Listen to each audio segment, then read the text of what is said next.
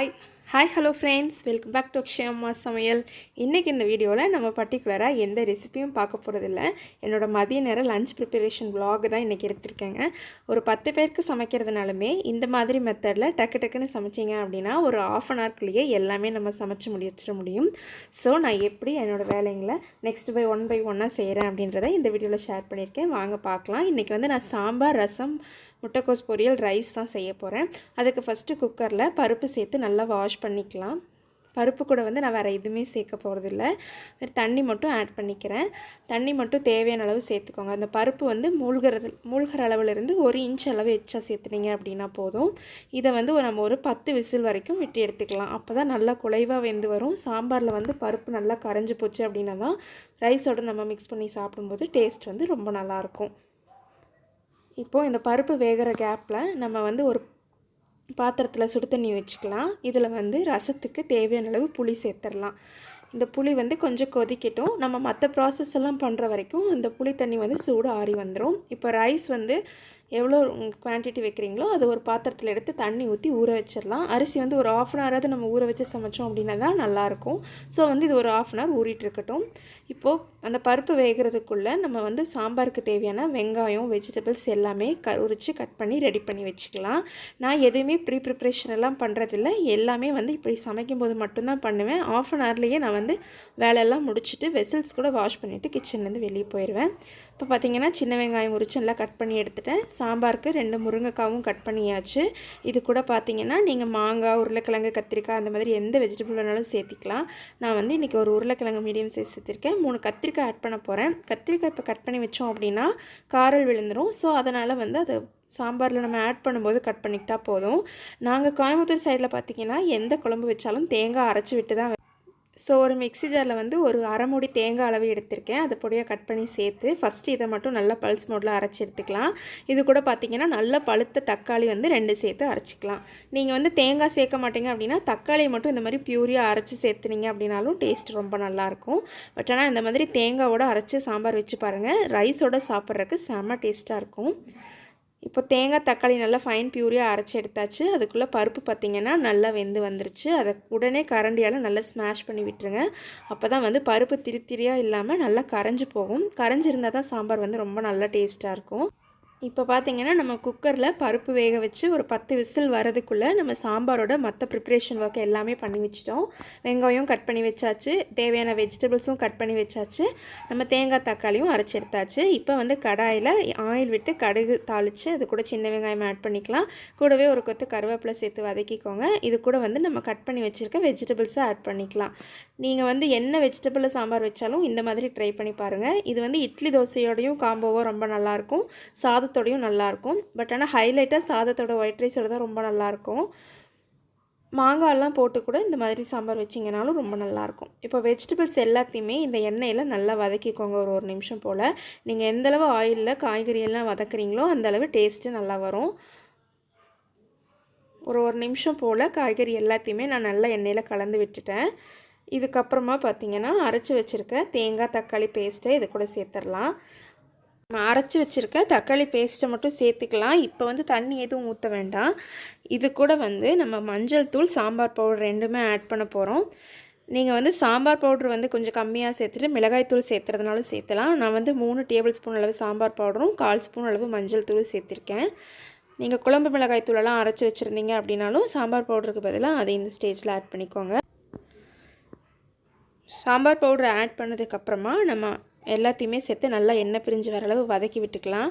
நல்லா வதங்கினதும் mixie ஜாரை wash பண்ணி கொஞ்சம் தண்ணி சேர்த்துக்கலாம். கூடவே வந்து நம்ம வேக வச்சு வச்சுருக்க துவரம்பருப்பையும் இது கூட ஆட் பண்ணி தேவையான அளவு உப்பு சேர்த்துக்கோங்க. சாம்பார் கெட்டியாக இருந்தது அப்படின்னா கொஞ்சம் தண்ணி சேர்த்துக்கோங்க. ஏன்னா காய்கறியெல்லாம் வேகிறதுக்கு கொஞ்சம் டைம் எடுக்கும். ஒரு 5 to 7 மினிட்ஸில் இது ரெடி ஆயிரும்.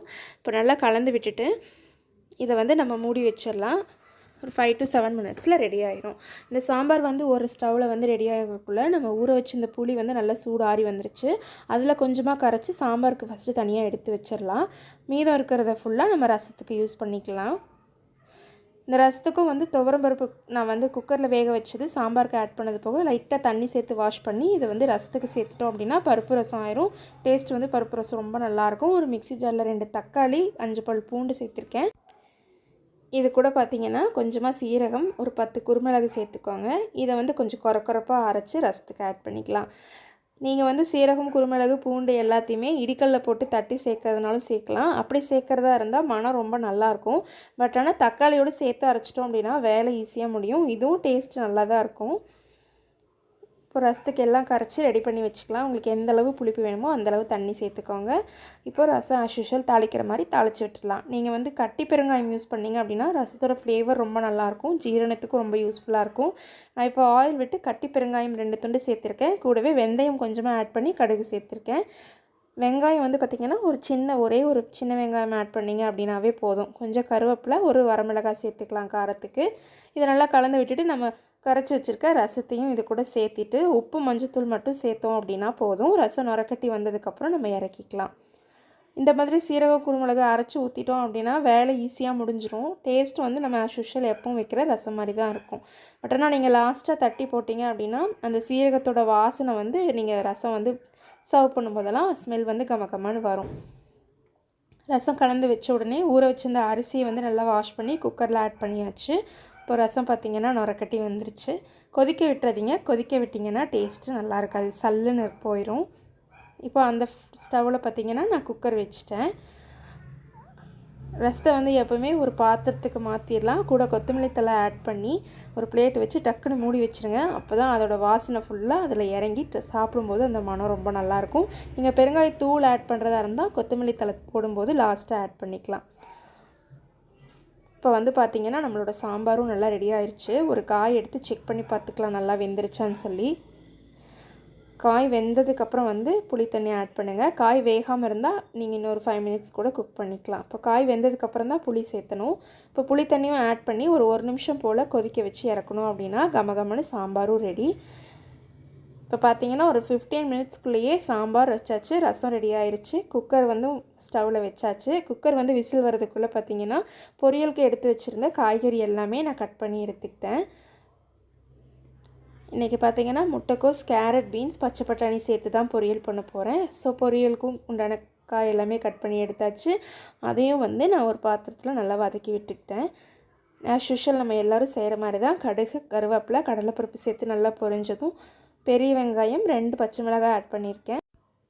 இது கூட பார்த்திங்கன்னா நம்ம கட் பண்ணி வச்சுருக்க வெஜிடபிள் ஃபுல்லாக அப்படியே சேர்த்து நல்லா வாஷ் பண்ணி எடுத்துக்கோங்க. இதை வந்து எண்ணெயில் வந்து ஒரு நிமிஷம் போல் நல்லா வதக்கி விட்டுக்கலாம்.